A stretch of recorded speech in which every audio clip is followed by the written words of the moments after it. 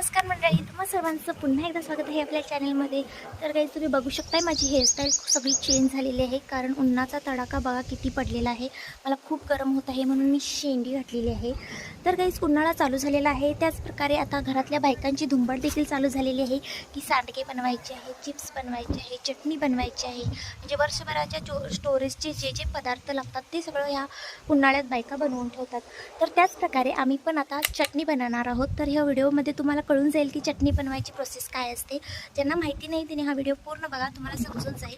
आणि ज्यांना माहिती आहे प्रोसेस त्याने पण हा व्हिडिओ बघा, म्हणजे तुमच्याकडे काही एक्स्ट्रा टिप्स असतील तर तुम्ही मला ह्या व्हिडिओमध्ये सांगू शकता कमेंट सेक्शनमध्ये. चला तर मग बघूया चटणी कशी बनवायची.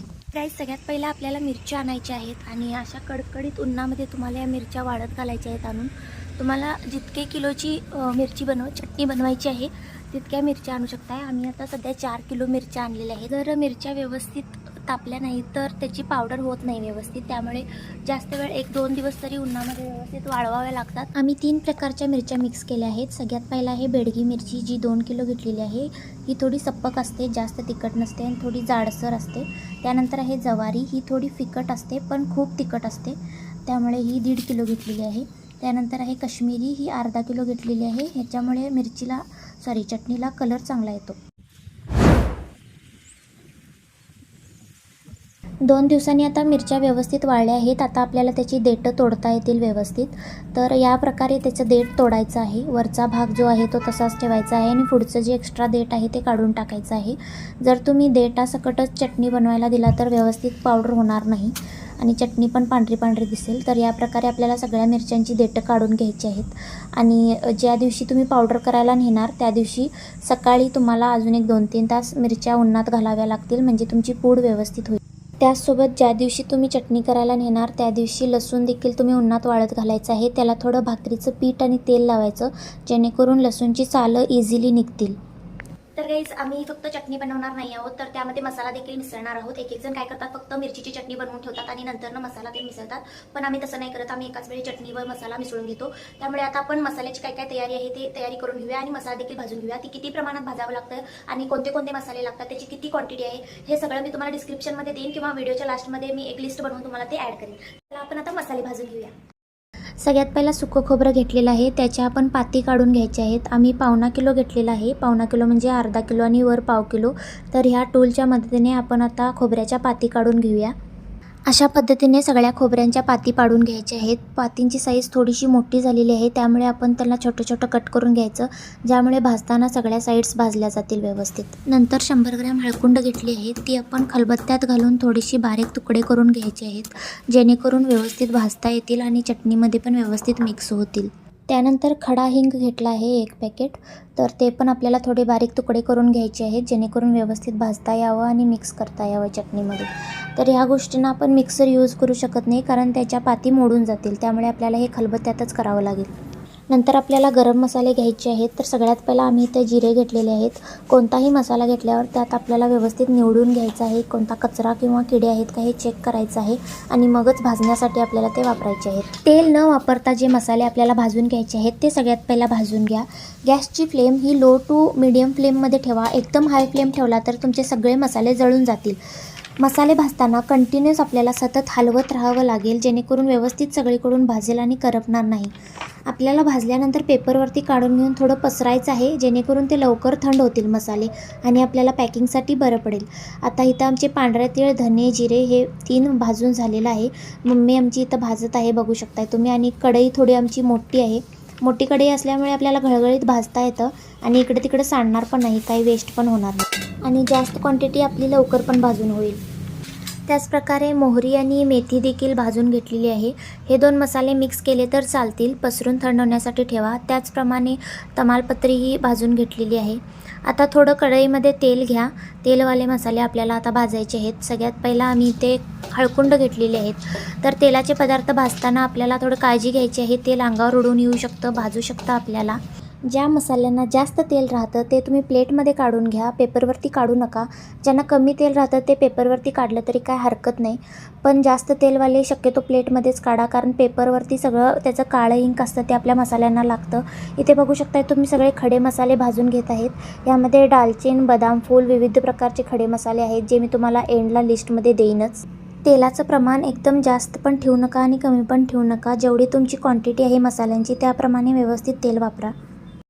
इथे अजून थोडे मसाले आपल्याला आता मिक्स करून घ्यायचे आहेत, ज्यामध्ये दगडी फूल, जायपत्री, काळी मिरी, लवंग, हिरवी वेलची असे वेगवेगळे मसाले आहेत. त्यासाठी तुम्हाला 1 किंवा 1.5 पळी तेल वापरू शकताय. तर हे बघू शकताय तुम्ही मगाचे मसाले आहेत जे थंड होण्यासाठी ठेवलेले आहेत. कसुरी मेथी देखील आहे जी आपण शेवटी भाजायची आहे. हे मगाचे मसाले आता थंड झालेले आहेत बऱ्यापैकी. तर हे सगळे खडे मसाले आपण एकत्र मिक्स करून ठेवले तरी चालतील. तर आता आम्ही खोबरं भाजून घेणार आहोत. खोबऱ्यासाठी 2 वेळा थोडं थोडं करून घालावं लागेल, एका वेळेत सगळं भाजून निघणार नाही.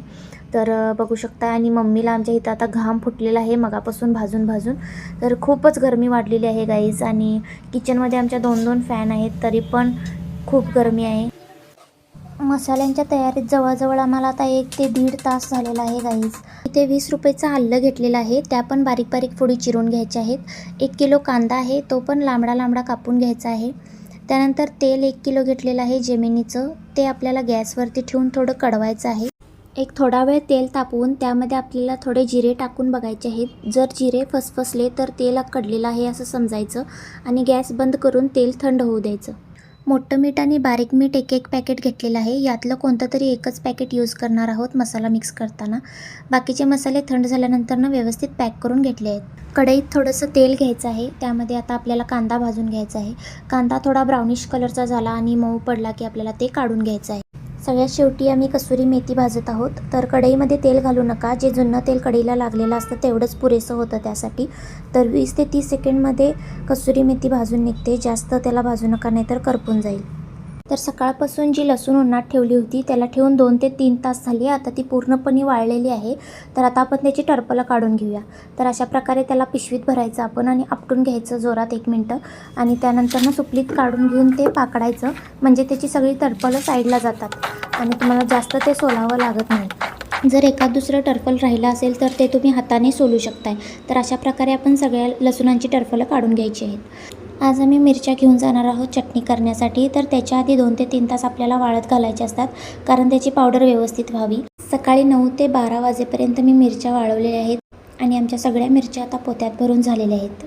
दिवसभर स्ट्रगल करून झाल्यानंतर फायनली ती वेळ आलेली आहे गाईज, ज्यावेळी मी जात आहे मिरच्या घेऊन चटणी बनवण्यासाठी. माझ्या एका हातात आहे मसाल्यांची पिशवी आणि दुसऱ्या हातात आहे मिरचीचं पोतं. तर गाईज सगळं मटेरियल घेऊन आम्ही निघालेलो आहे गिरणीकडे, जी आहे गडिंग्लजमध्ये.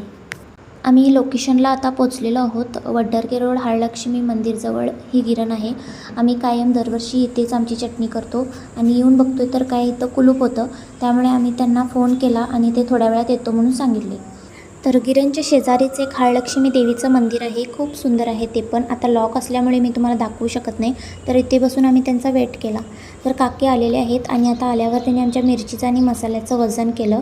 तर मिरचीचं आमच्या 4 किलो आणि मसाल्याचं 4.5 किलो, असं टोटल वजन 8.5 किलो झालेलं आहे आमचं. तर तोपर्यंत आमची आत्ती पण इथं आलेली आहे, बघू शकताय. तिची पण चटणी करायची होती. आता आमची चटणी करण्याची प्रोसेस चालू केलेली आहे.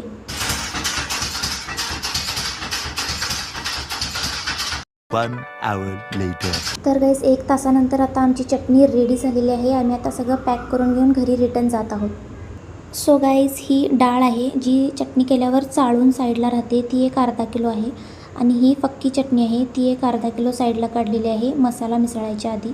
ही मसाला मिसळलेली 2 किलोची चटणी आहे, जी माझ्यासाठी मी सेपरेट बांधलेली आहे. 4.5 किलोची चटणी आहे जी मम्मीसाठी आहे. तर गाईज चटणी बनवून घरी आणल्यावर ती थोडी ओपन करून ठेवा, कारण ती गरम असते बनवून आणल्या त्याची थोडी एअर जाऊ दे, थंड होऊ दे चटणी.